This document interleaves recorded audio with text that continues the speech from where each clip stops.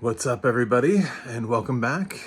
It's Mac from MacTheMovieGuy.com, and I'm back today with a review of Against the Ice. It's a Netflix original, dropped fairly recently, and it stars Nicola Costa-Walter from Game of Thrones fame, Jaime. It also has Charles Dance, so it's this weird Lannister reunion, which was unexpected, but oddly one of the only good things about the film. It's one of those films that I sort of question where it would have landed up if streaming didn't exist. Would this be straight to video? Would this have been an indie film that only appeared in, 10 theaters? I definitely don't think this would be a wide release. I don't think it has mass appeal.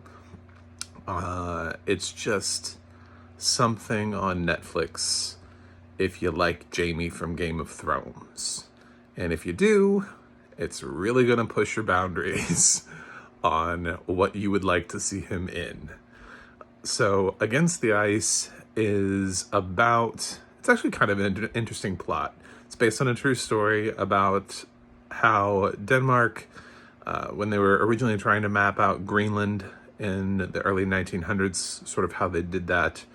They didn't have planes and cars and all that kind of nonsense. So they just sent out men on sleds and with dogs and stuff. And they knew that their mission was, no matter what, to map out the area as best as they could. And the map was more important in the end, their work, than their lives. So if they were to die, they were supposed to, sort of leave the map, leave their stuff behind for somebody else to find their work and bring it back. So that's kind of a depressing notion that a map is more important than your life, but these people were willing to do it to map out Greenland for Denmark. And this story centers around two of those explorers mainly, and that's their journey. To be honest, this film bored me to tears. It's not that it's inherently bad. It's just that I really just didn't care. The film is very uneventful. It felt like it was 3 hours long, but it's not even 2 hours. It's like an hour and 45 minutes. And it felt twice as long. I watched it in segments. I was so disinterested in what was going on, but I finished it because I wanted to talk about it in a review. And I don't review things generally that I didn't finish. So I forced myself through the film. So Against the Ice is a weird title for the film. It's just a vague title in general. What does Against the Ice mean? So at the end of the film, it says, based on the book, 2 against the ice. And I'm like, oh, well, that makes sense, because then it's like 2 against the world, 2 against the ocean, 2 against, like 2 If by Sea was that Sandra Bullock movie. It sort of lets you know that it's a pair of people against odds, against all other odds, against something else. Otherwise, Against the Ice could be a hockey movie. It could be a figure skating movie. Lots of things could be against the ice. Not just Nicola Costa-Walter and some dogs. So, and let's talk about the dogs. I'm just gonna say it. If you like dogs, don't watch this film. There's no way that this film will make you happy. It's one of the things I liked least about the film was the gratuitous amount of dog violence. None of the dogs survive this film. That's a spoiler, but I don't care. It's true. None of the dogs survive. You're kind of warned at the beginning of the film that this is not going to be a good film for dogs when they describe what they're going to be doing with the dogs. At the beginning of the film, they get the advice to remember to shoot the weakest dog and feed it to the others, which sounds kind of horrifying. And I mean, I understand that they need to survive and that they're out, in ice in Greenland, and there isn't much up there. You would think that they'd be able to, shoot and kill a polar bear or penguins or something, some other sort of wildlife up there. But no, they have to kill a dog and then feed it to the dogs. So cannibal dogs, which kind of makes you wonder, did they shoot the weakest human and then feed it to the other humans? But that's what they were doing, and it definitely happens. And every dog in this film dies, one way or another, some in more horrifying ways than others. There's one scene where a dog just kind of dies, and they just grab it, and they take it on a sled, and they just immediately gut it, and they pull out the liver, and it's really graphic. Every dog death in this film is graphic, except for maybe like the last dog, that poor last dog that somehow made it to the end, just kind of dies, and I don't think that I don't remember them doing anything too graphic to that dog, but pretty much every other dog dies. One of my problems with the audio description, actually most of my problems with the audio description surround dog death, which is a weird thing to say, that I needed more of that description, but just more clarity, I guess.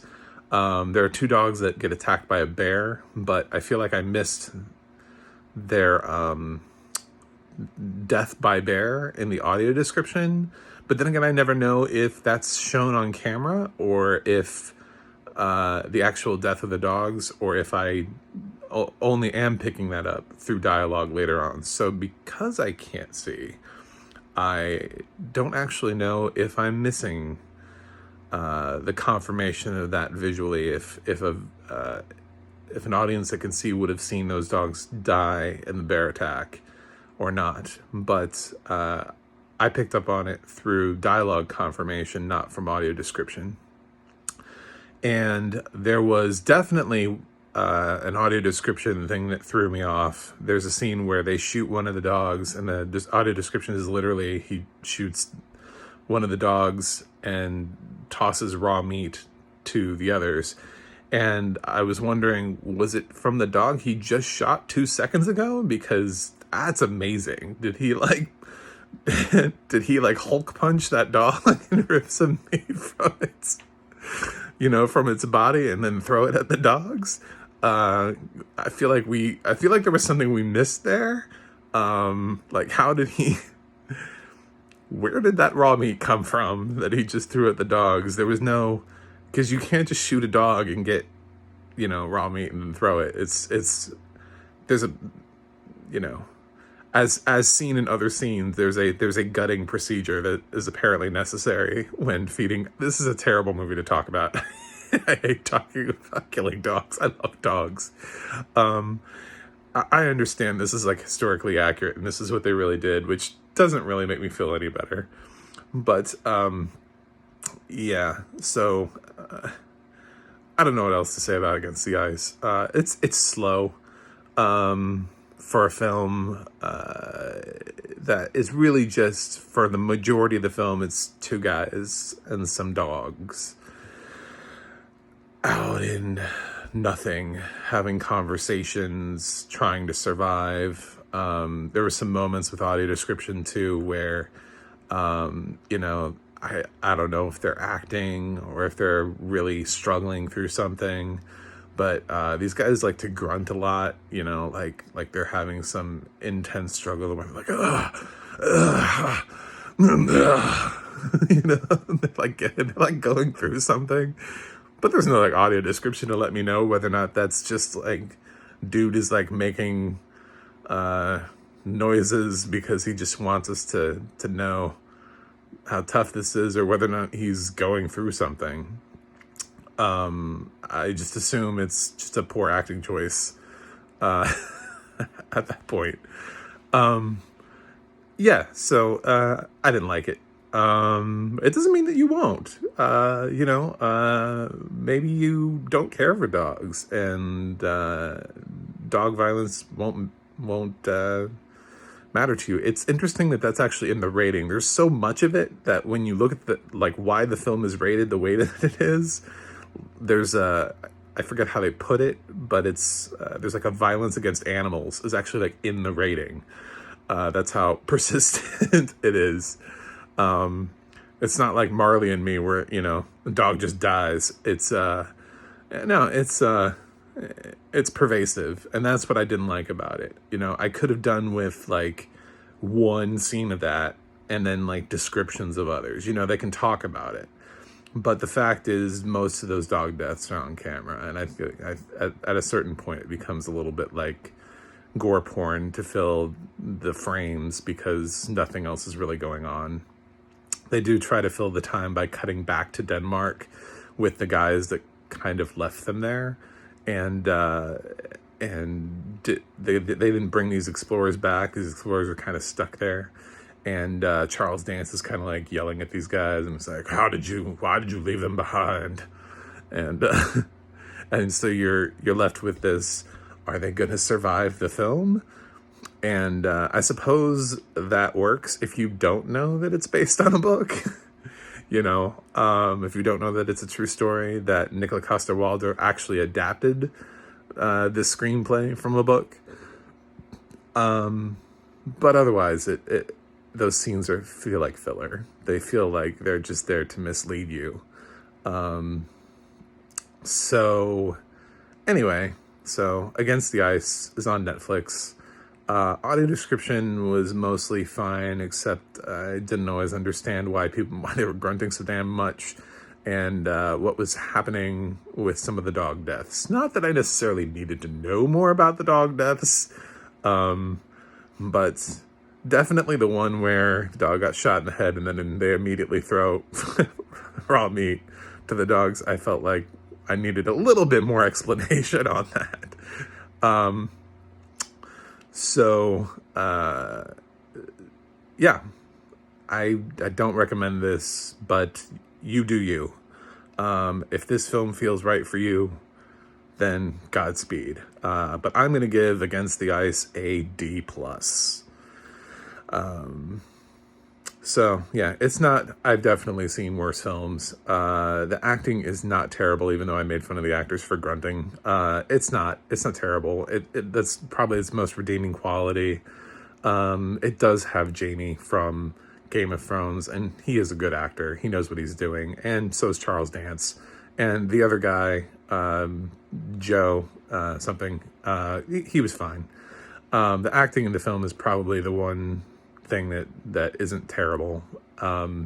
So it's just so damn boring. It feels so long, and so many dogs die. So anyway, that's Against the Ice. Tell me what you think about Against the Ice in the comments. Am I being unfair? Should I have enjoyed watching the dogs die more than I did? Or, did you also avoid this film because of that or some other feature? Do you not like Jaime from Game of Thrones? Whatever your reason is, drop something in the comments and let me know. And as always, don't forget to like, share, and subscribe so that I can continue to make more of these videos, possibly with better technology at some point. Thanks for checking this video out, and see you in a warmer climate than Greenland. Stop recording video.